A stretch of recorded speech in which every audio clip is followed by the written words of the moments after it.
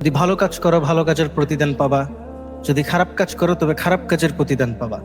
অর্থাৎ তুমি তোমার মতো আমল করতে থাকো আর তুমি সেই আমলের প্রতিদান পাবা।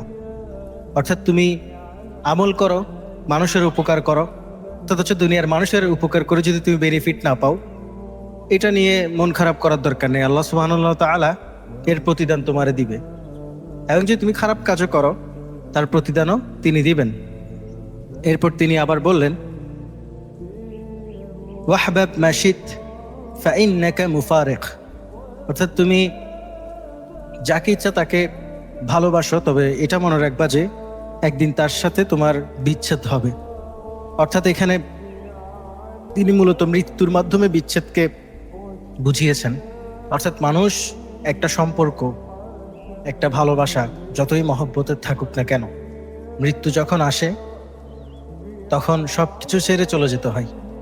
পরিবার, বন্ধু বান্ধব, স্ত্রী, যাই বলেন না কেন, তাদেরকে আমরা ভালোবাসি, পছন্দ করি, সবসময় নিজের করে রাখতে চাই।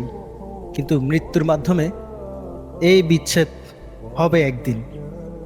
অর্থাৎ হচ্ছে এই সম্পর্কের অবসান ঘটবে মৃত্যুর মাধ্যমে। অর্থাৎ এই বিচ্ছেদটা কখনো কখনো থেমে রাখা যাবে না। হয়তো আপনি মারা যাবেন, না হলে সে মারা যাবে। মারা যাওয়ার পরে বিচ্ছেদটাই ঘটবে।